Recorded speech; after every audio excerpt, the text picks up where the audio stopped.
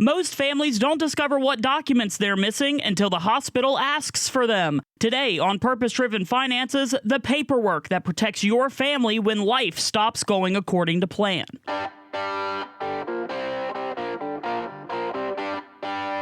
Good morning and welcome to Purpose Driven Finances, where our focus is helping you use your finances to achieve the purpose and plan for your life.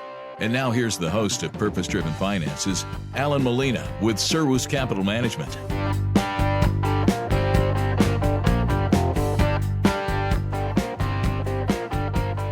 Hey, good morning. This is Alan Molina, your host, Purpose Driven Finances, president of Serwus Capital Management. How are you doing this glorious day? What a day. Excited for the weekend. I don't know about you, but I am so enjoying the 70,000 people at Liberty University for the graduation. What a glorious thing. And it's a fun time for the weekends, but it's, for my family, it's 4, 5, 6 years of getting kids to graduate with their bachelor's and then go to get their master's. Sitting here with favorite friend, co-host, Mary. How you doing? I'm well. Congratulations on that a great achievement, Dad. Yeah, and you have some 1 or 2 or 3 graduating as well, so congratulations to you. We've had some graduations as well, and then you get to the point where you have wives and girlfriends and significant others graduating, so it is a big celebration. Right, exactly. This weekend we have 2 graduating, and then a future daughter-in-law graduating. They're getting married next month. And I like it. My youngest 20, I think he's 21, getting married next month. He'll be 21 this year, so get him out, get him out early. Congratulations. And then we have one. So realistically, this summer we're going to have empty nest. So excited about that, And then maybe this time next year or soon you'd be picking out your grandpa name. Probably not. But if that happens, it happens. I'm not as excited as everybody else is about grandkids. That's what you say until you have them. Right. Well, in theory, I don't know. Don't think bad of me because I'm not so excited. I'm just, it just is what it is. Then my oldest is going back to school to get electrical engineering or mechanical, so it's exciting. But folks, enough of history and what's going on with my family and Mary's family. This is the second part of a series specifically talking about estate planning. Now, realistically, folks, we know it's boring. We know it's rough. But, last week we were talking about the emotional side. She worries, he waits. What the heck is going on? How do we fix this? And so we're going to go from the emotion to add the actual tools and, go beyond the good intentions to actually taking care of business. So before we go that, what I thought we would do is I provided to Mary the top 3 or 4, 5, 6 questions that Google has recorded you, the listeners, around America. And the reason I say around America because my podcast is doing quite well. And so what I wanted to do is find out what people are asking specifically regarding retirement. And so, Mary, if you want to ask me any of these questions, I figure we'll take 10, 15 minutes. Or if you have something else that's on your mind about retirement. No, I mean, there's a reason that people are asking these questions. These are really relevant questions. And I think a big one is how much money do I actually need if I want to retire? Exactly. Yeah. And I appreciate that, Mary. One of the issues, I don't know if you remember back a few years back, I think it was Fidelity, but it was also another company, What's My Number? Mm-hmm. They made that real popular. And right now, the glorious Jersey Mike subs, what's your number? Different number, yeah. Yeah, different number. And I've taken part in that. Mm-hmm. But that being said, it's really specific to each individual. Your neighbor may need $10 million and you may need $500,000. It depends on what your status is. And I'm not talking about your status as in low, medium, or high income or low, medium, high net worth. I'm talking about the status of your retirement. What does retirement look like for you and your family? Some people, I just got a new client in the past few weeks, Mary. He goes into retirement and he's looking forward and does woodworking. He said, Alan, when I get stressed, I just go to my shop. Well, his retirement is going to look totally different than somebody who says, you know what, I want a house in Lynchburg, but then I want a house at Myrtle Beach. Totally different. And then I'm going to spend the rest of the time traveling. Exactly. Totally different. Right. And then people who say, and I know it's a long question, but what you really need to do, folks, not a long question, but a long answer, you need to call me at 434-316-0246 or go to my website, servuscm.com, and let's design your retirement and take the emotion out of it, and it will really help you out. How about the question of should you, as you're getting closer, should you just go ahead and move to cash? Is that the safe thing to do? Right. And I think part of the reason people are asking this is because the volatility that happened in April, but also the uneasiness of Iran and Trump going to China. And I would definitely say no. What the problem people have with their portfolio is their financial advisor. And I used to be this financial advisor, so I'm not really throwing stones at current financial advisors across the world, across Lynchburg. I'm throwing stones at myself. Back, 15 years ago, is there wasn't an executable, dependable, and repeatable process in order to manage people's money. There was basically a tic-tac-toe of large, mid, and small companies, and you basically took mutual funds and filled them out with in the 9 squares, growth and value and core, and said you're diversified. But you had no process in order to get out when the market starts going down. To give you an example, we went down a little bit at the beginning as the market went down in QPM, but we made money as the market went down and as the market turned. And so the QPM is beating the S&P 500 significantly because we have a process that's dependable, repeatable, and executable and measurable. So, folks, you need to have a process in order to manage your money, or you get to have the joys of the waves of the market. There's something called, I think it's called recency bias, where you just kind of where you just kind of assume that every day is going to be like the next. The next day is going to be, but you're not thinking then about, okay, eventually I'm going to need some extra help. I mean, that's a big question for myself, for a lot of people, is what happens if you do have these unplanned, for long-term care, that kind of thing. Exactly. Yeah. That's a great question. And the issue there is what's going to happen, because realistically, most people do not plan on long-term care. I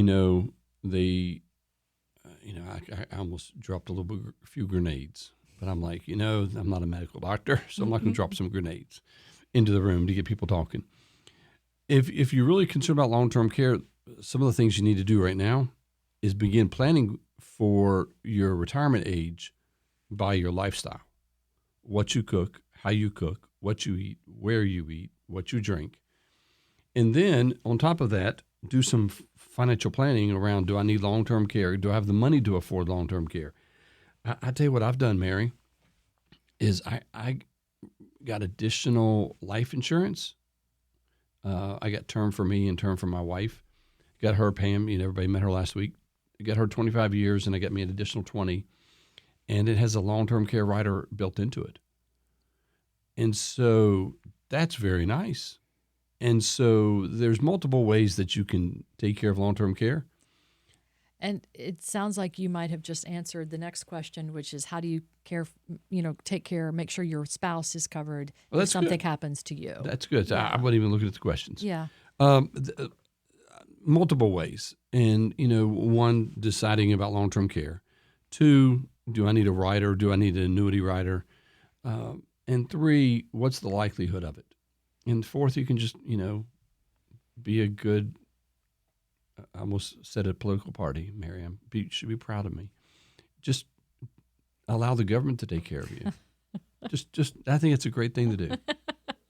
Win the lottery? Is that another one? Well, I think you have a better chance of the government taking care of you than the lottery. Well, and just like we were talking about last week with Pam, that you need to communicate.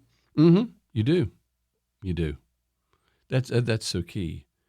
Now, Mary, you and Mr. White, I think I need to have a song playing in the background. Bow chicka wow wow. Come on now. That's not the song that would be playing. I have no idea. I'm horrible at music, and that's the only thing that came to mind. I went to a concert, and it was a great concert, but I don't remember hardly any lyrics of anything, even if I listen to a song 1,000 times. Kung Fu Fighting. That would be a better song. Kung Fu Fighting? Yes, to be playing in the background. That's great. That's awesome. That's his favorite song. Oh, okay. Okay, that's nice. I have no idea where that's from. But the key is, have you ever been to a restaurant and you're sitting there and the couple, now I see old people. I say old people, older than me. Whether it's a day or 100 years older, you're older than me. And they're sitting there. It used to be they would just sit there and look. And I would joke with Pam. I said, you know what, Pam? They are they've been married for 55 years, and they're so into each other that they just telepathically talk. And it's just such a deep, intimate conversation that they just look at each other and they know what they're saying. Mm-hmm. Or, oh my word, they need some counseling. Or They've something. run out of things to Or maybe say. they need some hearing aids. You know what I'm saying? Yeah. But then again, it's also the generation. But what I've seen recently is older people on the phone. Mm-hmm. And realistically, you need to communicate. And frankly, now I know I have friends that know Tim Clinton and go see Tim Clinton. Mm-hmm. People say, I need to go see Tim Clinton.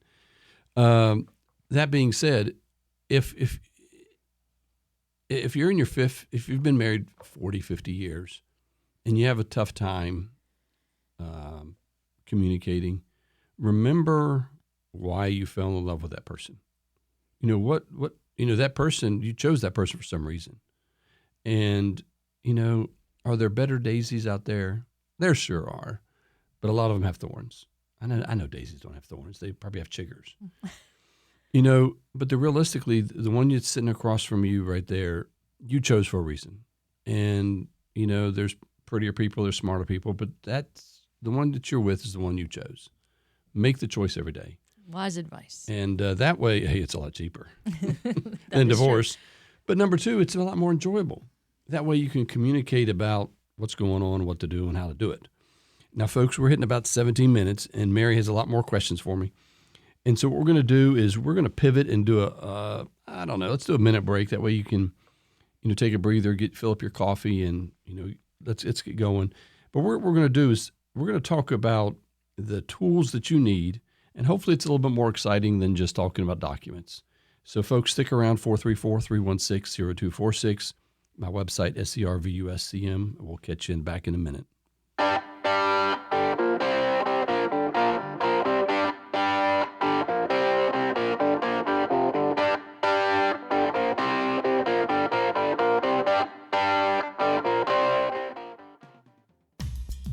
Hi, everyone. Brian Kilmeade here. Coming up on the next edition of the Brian Kilmeade Show, we'll have the biggest newsmakers, news breakers, and take a deep dive into news you care about. Whether it's breaking news, entertainment, politics, or sports, even pop culture, I'll bring you the latest developments with expert analysis from the big names you know and love. Plus, you never know who may stop by. That's all coming up on the next edition of the Brian Kilmeade Show. Weekday mornings from 9 to noon on WLNI.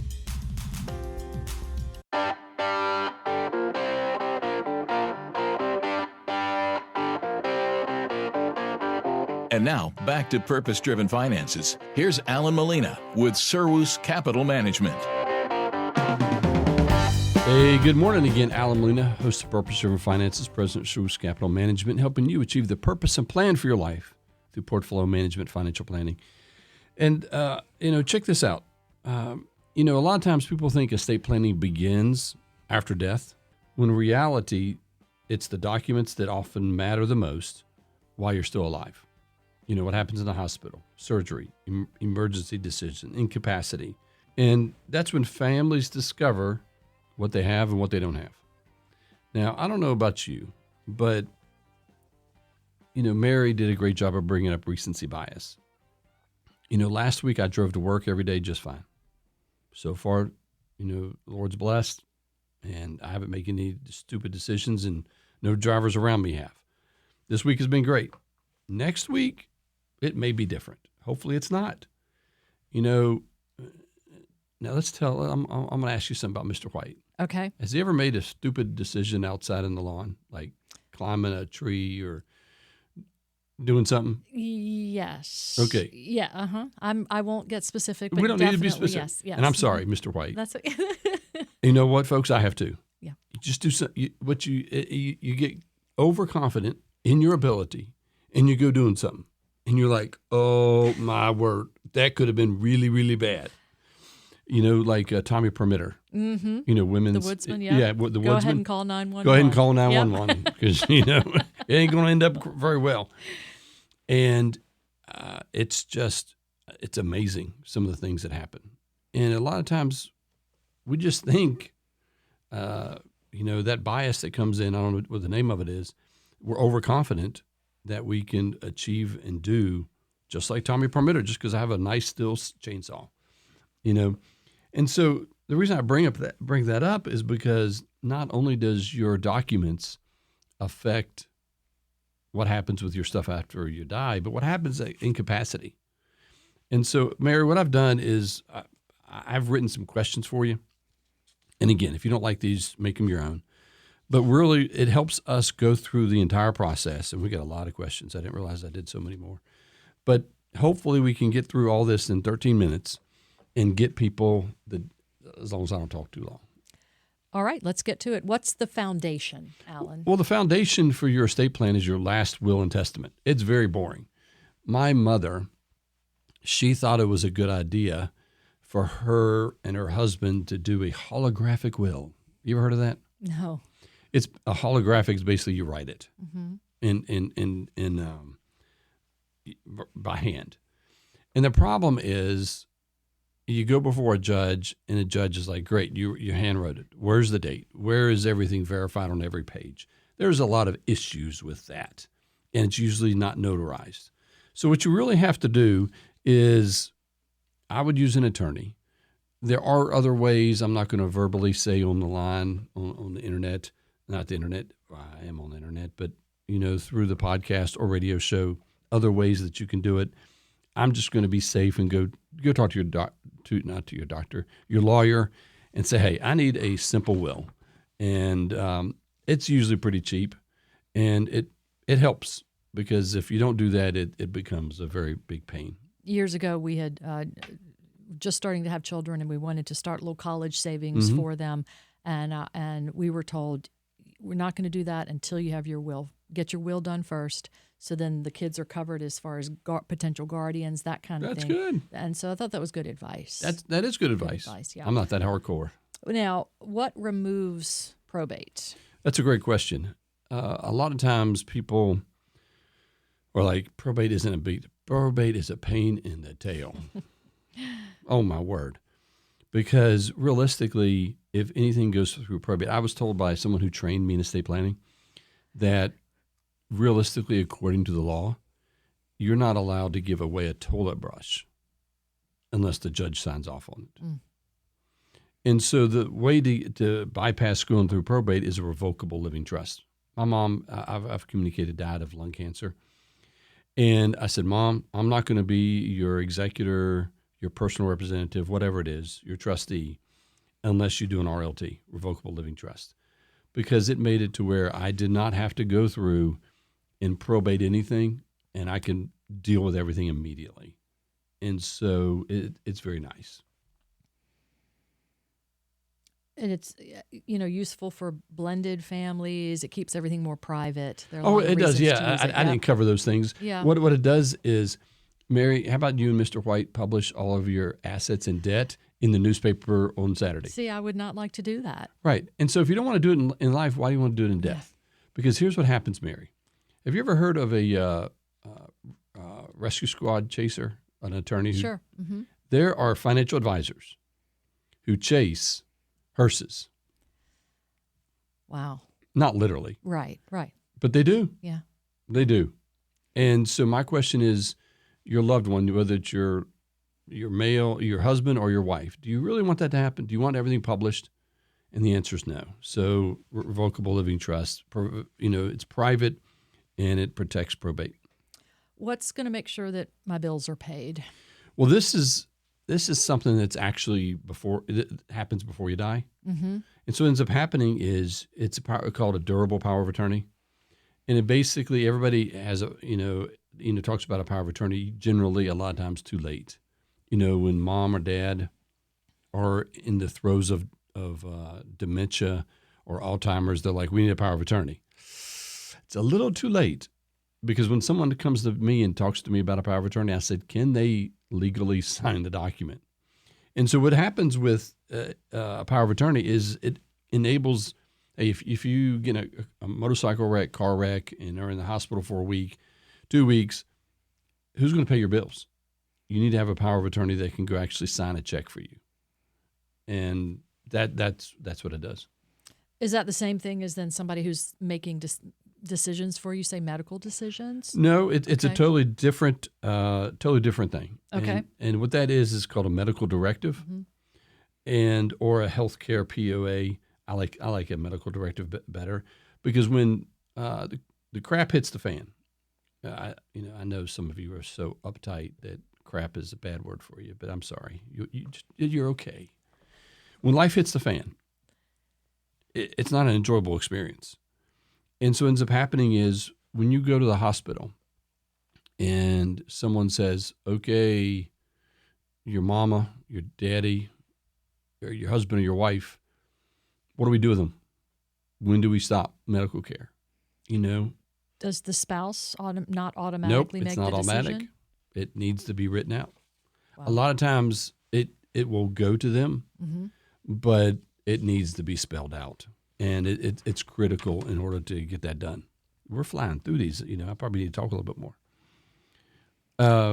And I'm sorry, go ahead. Well, what's not covered by a document? What's interesting is a lot of times people think that, hey, I got a will, I got a revocable living trust, and we're going to talk about POD and TOD a little bit later.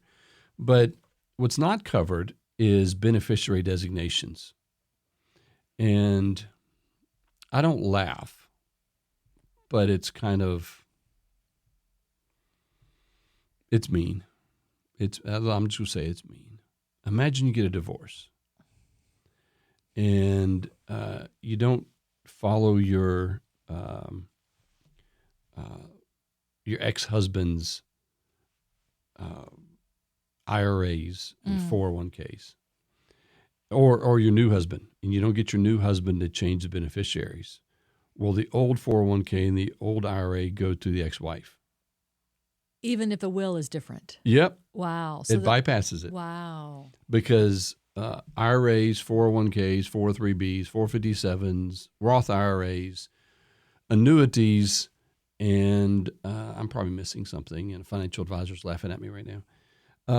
What they do is they pass outside of the estate. They're beneficiary driven. And so if you get a divorce and you don't change it, your ex-wife can get everything.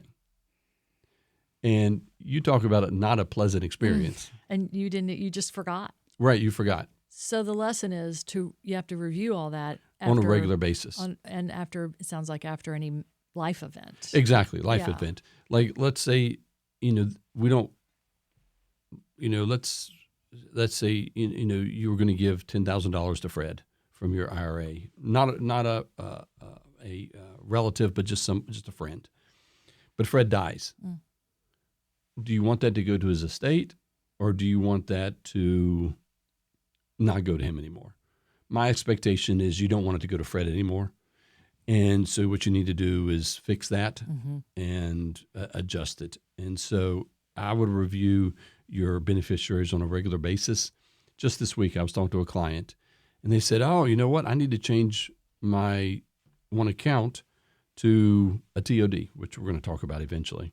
But you need to, after, like Mary said, a life event. What's a life event? Marriage, divorce, births, deaths, retirement. Make sure your beneficiaries are correct. Is there an alternative to a will or a trust? Yes, and I've hinted at it a few times. Yes. A TOD or POD. A TOD is time of death. POD is the exact same thing. It's just payable on death, and it's a fast pass. I have referred many clients to my friend, the law dog, Rich Gilman, and he has suggested to many of them to do TODs and PODs. And what ends up happening is on your checking account, on your investment account, is once you die, it's payable on death to your beneficiaries, and it goes to them directly. So it's a very way to bypass a will or a trust. Yeah, it sounds like that really simplifies. It does things. simplify. Yeah. How about digital accounts, Alan? This is something that's exciting. Can you imagine, not you or me, but just imagine that you are a wife who married someone a little older than you, like 30 years, Little. a little older, and they died, and all their money was tied up in these accounts, and they're dead, and you're trying to get their fingerprint on their phone or trying to turn it to open their phone. Mm-hmm. That's rather awkward. It is. And I don't know if it will work. Doggone it. That's the thing you see in movies. Fingerprint, and stuff. right. Yep. But if it happens in the movies, it happens in real life.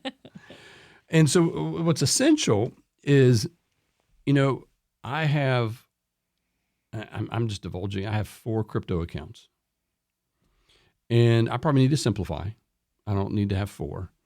But what ends up happening is Pam, if I died right now, Pam would have no earthly idea where to get the information, except for there's something that I'm going to tease out a little bit that we'll get to in a minute.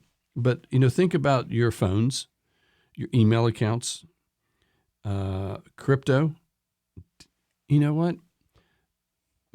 Mary, have you gone? I mean, your kids, I think, are a little older than mine, not by much. But do you remember when we would take pictures with film? Yeah. You don't do that anymore. I mean, if we used a film camera, where would you get it developed? Right. Yeah. Everything is digital. Everything's stored. Mm-hmm. The problem is, what happens if you want a picture and that's stored somewhere, and that stored is password protected? And so, think of it. What about cloud storage? Yeah. What about online financial records? The biggest thing that you should do is use a password manager. And look at that question. Where should you keep it? Yeah, where do you keep everything? What I do is, we've flown through this because I haven't covered so many topics, because I was a little... We've covered a lot. We have, but I was a little nervous, so I didn't go in depth. Mm-hmm. I tried not to get into the weeds, but I'm going to end with, I might sing for everybody. That'll be a glorious adventure. So where should you do it? What I suggest is, first of all, get a red folder. And what we'll do is let's go a little deeper dive because we have about an extra minute here. And in the red folder, but there's some concerns that I have. Because if you put all your passwords in there, what happens when you renew them? You forget. And number 2, what happens if someone comes into your house and says, red folder, I'm going to steal your red folder? Mm-hmm. You were utterly not in a good position. Yep. That's so sweet. I like out of luck. Mm-hmm. That's better than my word that was going through my head. And, your advisors, also your account list. One thing, next week, we're going to have a friend on who's going to be a guest on our show, Paul Whitten. And they have something that puts all of this into a nice little book. And we're going to go over that book. Insurance policies, property records, funeral wishes, key contacts, digital assets. You know what I suggest, Mary? It's only about $20 a year. It's called RoboForm. Mm. It not only is for your computer, but it's also your phone. It has a master password. And what ends up happening is it stores every password in military-grade encryption. And it creates passwords. Like, you've never been to my house looking for my Wi-Fi, but my Wi-Fi is like 20, 25 characters that are like, ain't nobody getting in there. And so use RoboForm. I use that for everything. Now, folks, just to wrap it up, next week we're going to go to talking about something nobody wants to talk about, and that's preparations for a funeral and the process and best practices. We don't want to talk about that, but we will. I'm going to give you some homework. Look at your homework. Your homework is look at your 401k, IRA, your bank accounts, and see who the named beneficiaries are. I appreciate you listening. Give me a call, 434-316-0246. Hope you have a blessed weekend. This is not a suggestion to buy, sell, or use a platform. Only will a suggestion occur after a meeting to determine goals, risk tolerance, and time horizons. Investments involve risks and no guarantee of future results.